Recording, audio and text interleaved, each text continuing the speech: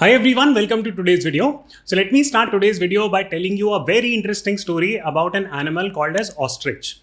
Now when an ostrich senses danger, what it simply does is that it sticks its long neck in the sand and it thinks that danger khatam ho gayi and danger is over. Now I can go and live my life. Now retail investors also do something similar in the stock market by doing SIP blindly. Please notice the word blindly.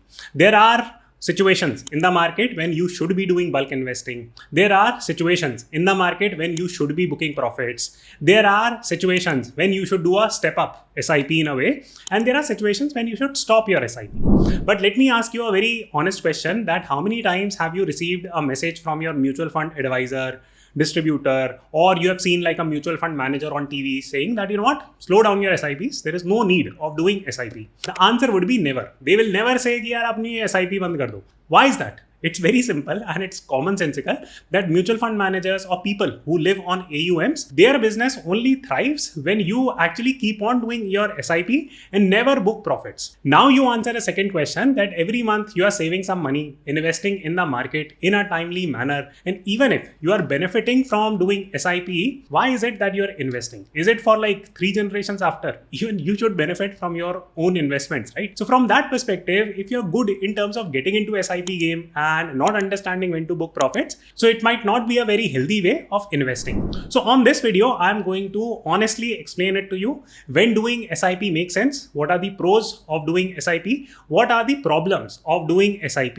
mode. This problem will get aggravated with time.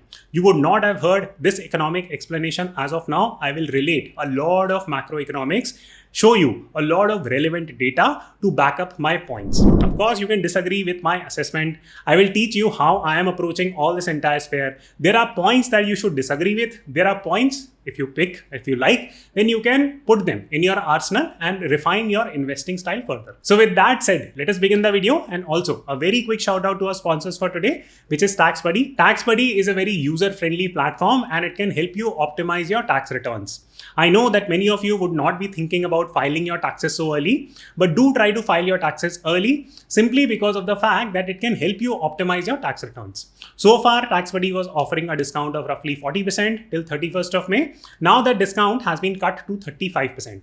So please check the links in the description and comment box. There is a discount code that you can see, and by using the friendly services of TaxBuddy, you can file your taxes. So now with that said, let us move on to the core video. And first and foremost, let me very honestly tell you what is SIP and what are the advantages of doing SIP. See, in simple words, SIP means systematic investment plan. So let's work through an example. So let's say that you are making a salary of 50,000 and every month you are able to save 10,000 rupees and invest that money into the market.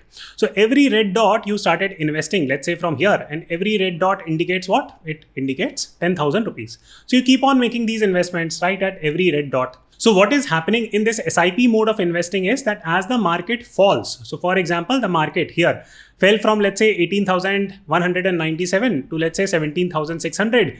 What is happening at this level, at this point B here, more of the Nifty 50 units you are buying, right? Through that 10,000 rupee. The assumption is that you are continuing to invest this 10,000 rupee. So this is called as SIP form of investing. You can do this on mutual funds. You can do this on Nifty 50. You can do this on small cap index, mid cap index, and whichever underlying instrument you want to put your money in.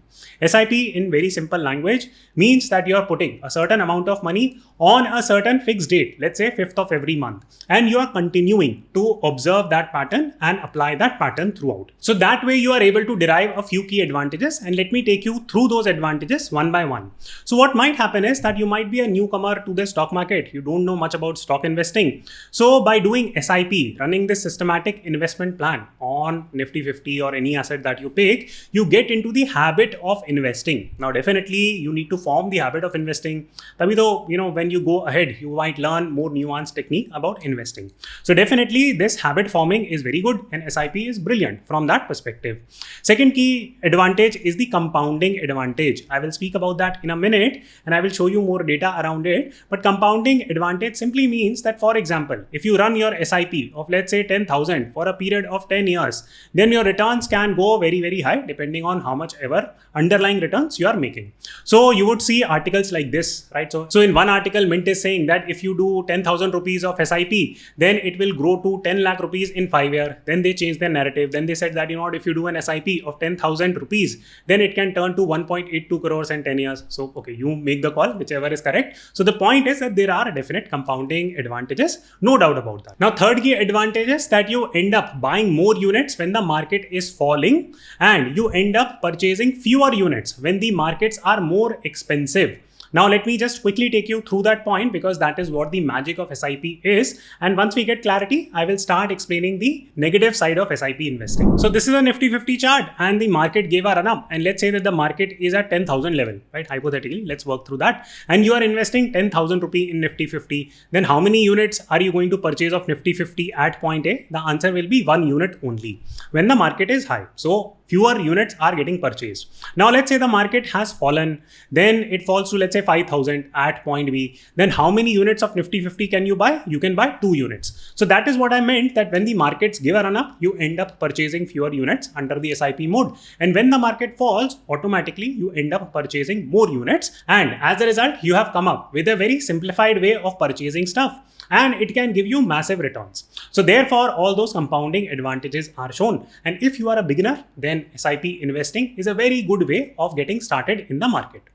Now comes the bad news, that what exactly precisely are the problems? So there are 5-6 key problems that I will take you through. Please listen to this carefully. Very, very important points. No one is going to tell you these points transparently. In fact, when I try to tell all this stuff on Twitter, a lot of people come after me, but it's fine. I honestly would want to pass on as much knowledge as I can, and it's ultimately your call how you want to run your SIP.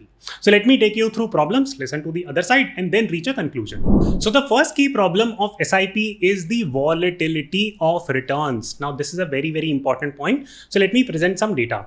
So if we go before 2020, because after 2020, market changed quite aggressively. So before 2020, the data told us that the Nifty 50 has grown at a CAGR of 12% for the period of 20 years, which in simple term means that if you continue to hold, let's say that around like 1999, you invest certain amount of money in Nifty 50 and you continue to do it for the next 20 years, then your average CAGR would come out to be 12%. Now, these are very, very attractive returns. I will also help you explain why this 12% return works, right? So there is a very good math there that I will explain towards the end.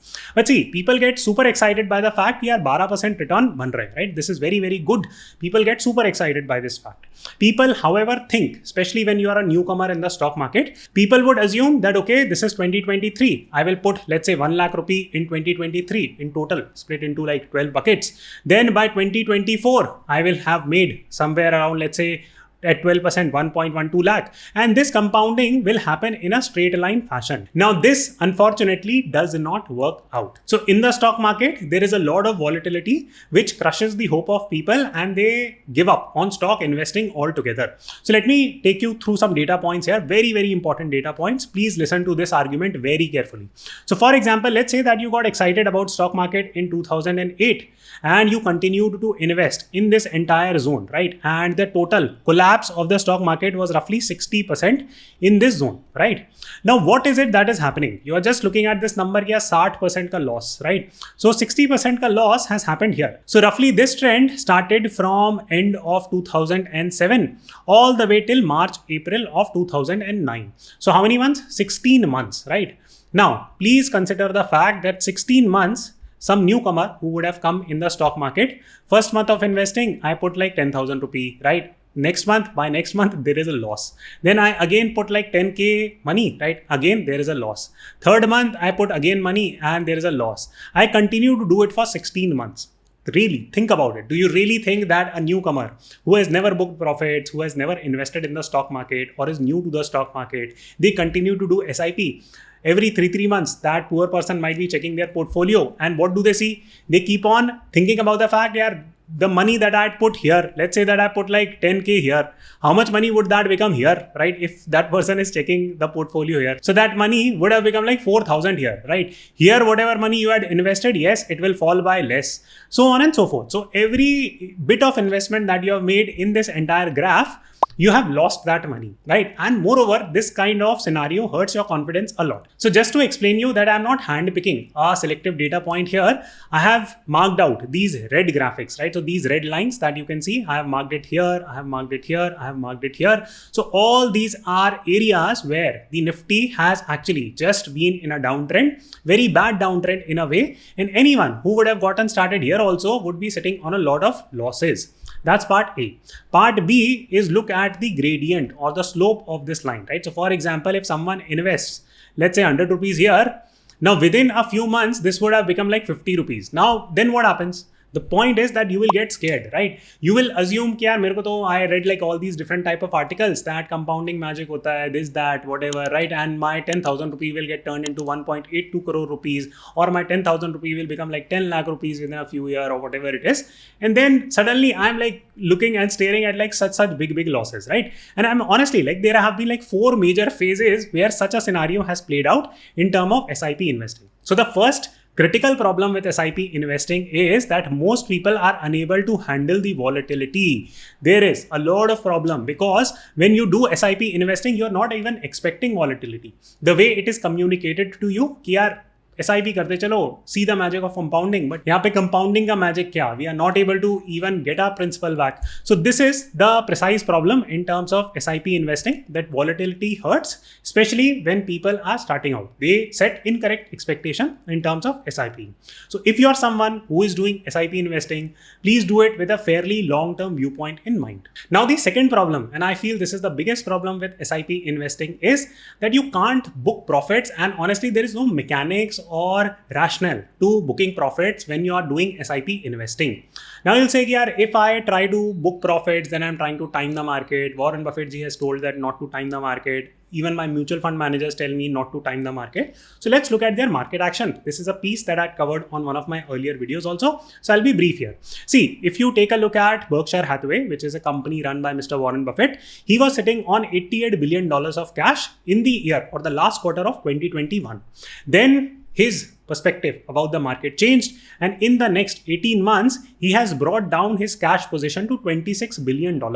So how much money has he invested in the market? He has invested roughly $60 billion in the market in a period of 1.5 years. So in simple terms, what is it that he is trying to do? He is trying to time the market. He is increased or stepped up his investment amount as per the market scenario.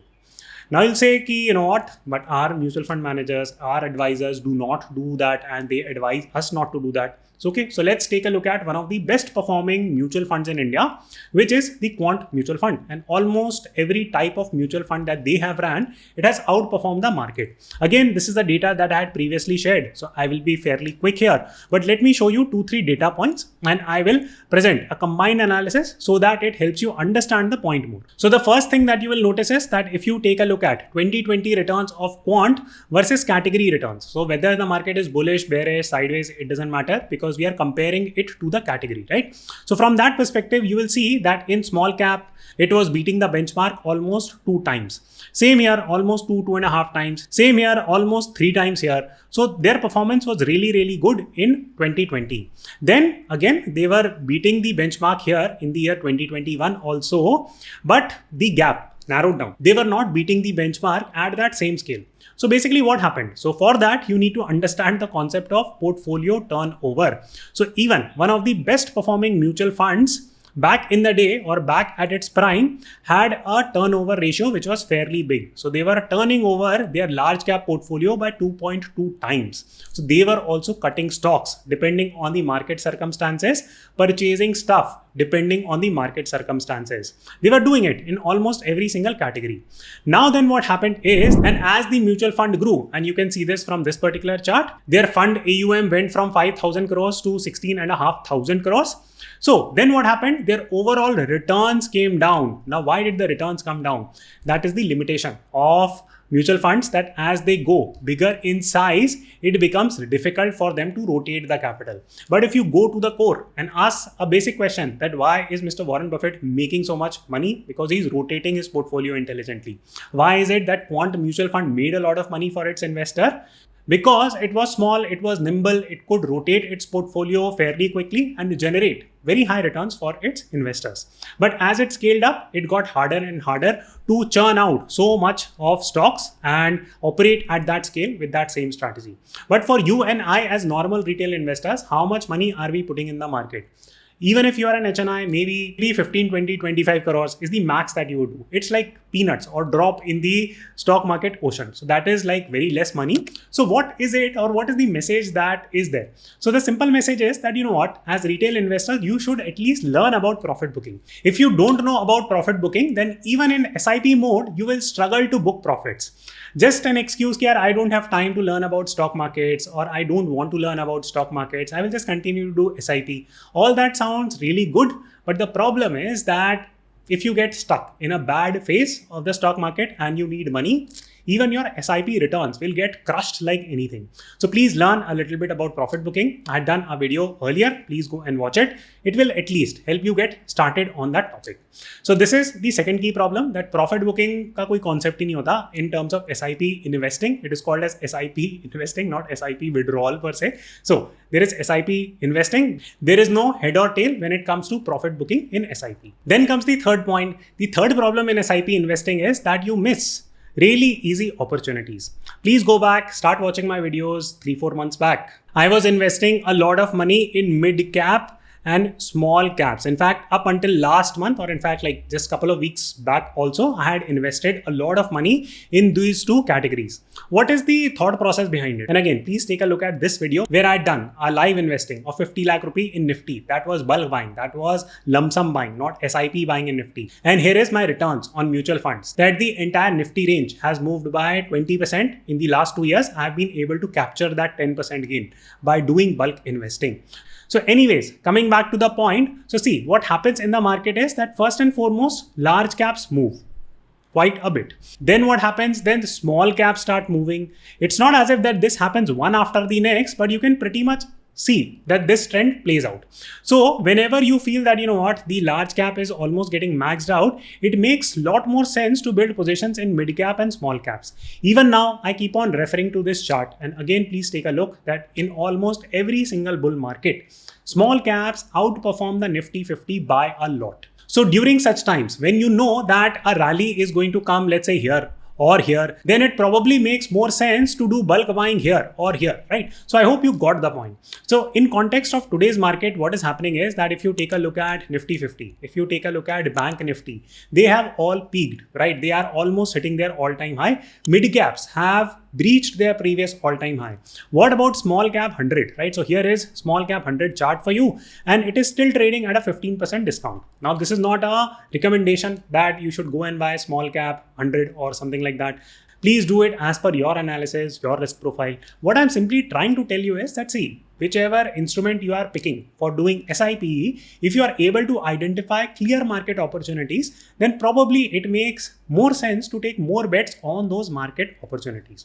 Now I'll say, yeah, small cap is very risky. So where else can we invest? Okay, so please take a look at Nifty IT. Now Nifty IT is trading at almost 25-30% discount from its peak. So do you think that it is not discounted? So please apply these type of basic common sense in order to make little bit more money. It is always about range capturing. That is where we are heading. Markets are becoming more volatile with time. So let me explain that concept also. So for this, let me show you 3 data points first and foremost, and let me add on to the fourth weakness of doing SIPs. So this data comes from the US market, and something very similar is going to happen in the Indian market also. Why is that? I will discuss that in a minute. But first and foremost, 3 data points. So here, what you will see is the fact that almost 52% of households invest in mutual funds in the US. So this is one. And in what format they would be doing it? They will most likely be doing it in SIP. At least that data is not available, but let's assume that they are doing it in SIP format. Second data point is the fact that the growth of passive funds. So this orange line shows the growth of passive funds, and this blue line shows the growth of active funds. So what you will see is that people have started to invest in index. For example, in the US, there is an index called as S&P 500. In India, we have Nifty 50, Sensex. So those are the indices that people will gravitate to with time, even in a country like India. This is already happening in the US. Now let me show you the third data point, and then I'll complete the story here. See, this data point talks about the absolute returns, right? Returns which are inflation adjusted for S&P 500 index, right? So you will see that it's not as if that returns have gone up massively. They still gravitate in this range only, with the average being around 7.5%, right? And this data I'm showing from almost 1998.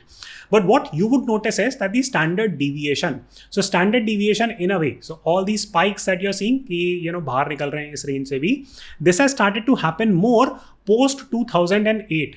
So what does that mean? It simply means that the volatility, which can be ascertained by the deviation in this. So volatility in the market has gone up a lot more after 2008, but the returns have stayed almost the same. So it's not as if, and we keep on hearing the story that Nifty grows at 12.5%, and in the last 20 years, the CAGR has been 12.5%. Yes, that CAGR might still be 12.5%, but to make that same return, there will be a lot more volatility. Again, go back to that initial concept of volatility that I was explaining it to you. Now think about that people who are getting into this SIP mode of investing, if they have to witness crazy volatility to make 12.5% returns, how many of them will get shaken off? They will get shaken off by a lot. And how will you preserve yourself from not getting shaken off? Yaar, acha market gir jaye, right? Market falls by 30%. I will still continue to do my SIP. When will you get that confidence? You will only get that confidence if you're booking profits. And the entire problem with the SIP game is very easy to get in, but don't know when to book profits and get out, or that information is never shared with you. So this is the simple overarching viewpoint that I wanted to explain, that these are the major weaknesses. Now comes the final point. Why do you think that this volatility will go up with time? So this is where macroeconomics comes into the picture, and understanding of macroeconomics comes into the equation. So there are 2 points that I will tell you. The first point is that, see, when it comes to an instrument where retail investors are actually making money, do you think that retail investors will be allowed to make money? You tell me, right? Genuinely, ऐसी कौन सी चीज़ है जिसमें retail investors are allowed to make money per se? It gets harder and harder for retail investors to make money. Whether it's stock investing, whether it's bond investing, etc., etc. We are the worst placed people in terms of making returns, and therefore our performance is the worst when it comes to retail investing. Now, as this entire game of index investing grows, everyone is propagating कि index investing कर दो, index investing कर दो. Great, okay, you do index investing. Now, a lot of people will get shaken off because of increased volatility. So by increasing the market volatility, you can throw off a lot of investors, and that is precisely what happens. So this is the first key thing that you need to understand and ask the question around, that will retail investors be allowed to make money sensibly? So this is one. Now, how will this entire thing play out? And this is already playing out in front of you. I have already done enough video. You keep on hearing about the term that de-dollarization is happening, US में इतनी problems हो रही हैं, debt issue is blowing up, वगैरह वगैरह. So what is fundamentally happening? Fundamentally, the economies are getting weaker. Please notice the word economies. I'm not saying stock market has become bad or bear run is going to start. Nothing of that stuff. Economy, different thing. Stock market, different thing. Please do not mix the two. Yeah, so that's a simple message. So anyways, coming to the point that if de-dollarization of the world happens, maybe not now, maybe like 15, 20 years down the line, 30 years down the line, what type of market participants are going to suffer the most? You guessed it, that people who are unable to book any profits, have no clue how to book profits. People who just have kept on doing investment after investment, they would have done like 10, 15 years worth of investment in SIP. They have no clue when to book profits. They would have never booked profits probably. And now suddenly the market has crashed by like 60, 70%. And with that, a large chunk of their gains have also gone away. So please understand this thing, that as the market becomes more and more volatile, digesting this level of loss without having booked any profit becomes a huge issue in SIP investing. I'm not trying to scare you off. I'm simply presenting all this balanced commentary, pros and cons. I have shown you both. Now let me walk to the final section where I will tell you some basic points that you need to keep in mind in terms of your SIP investing strategies. First and foremost, if you are a complete beginner, start with SIP investing, no problem. Step number 2, that once you have graduated a little bit, you have understood investing a little bit, please understand how to intelligently book profits, when to take more bets, how to identify undervalued assets, what are good assets that you could consider. So please invest as per the opportunities. Don't just simply continue to do SIP investing all the time. This is 2. Number 3, if you're doing retirement planning, then probably SIP investing makes a little bit more sense, because then you have like 20, 30 year vision. गिर भी गया तो क्या फर्क पड़ता है, 5-7 साल में गिर ही जाता है market. So it's completely cool. But keep your retirement thing separate from your everyday life thing, so to say, or why you are doing investing. Not all the invested money is for super long term. So whatever is not for a super long term perspective, learn other strategies which are not SIP oriented. Final point, you will build actual confidence when you have actually booked profits. All the notional profit that you keep on seeing in your trading demat account, that is not real profit. That is not the profit that you have. That is the profit that is getting just reflected into your account. So actually book profits. It's very important to book profits because that is when you are able to build cushion. So in case something bad happens, you will be able to digest that volatility with real confidence. So that is the message that I'll leave you with. I hope you enjoyed this conversation, this video. In case you have missed how to book profits, here is the video. Please go and watch it. I am sure that you will learn a lot from it. Thank you so much for watching and do press the like button. I will see you soon.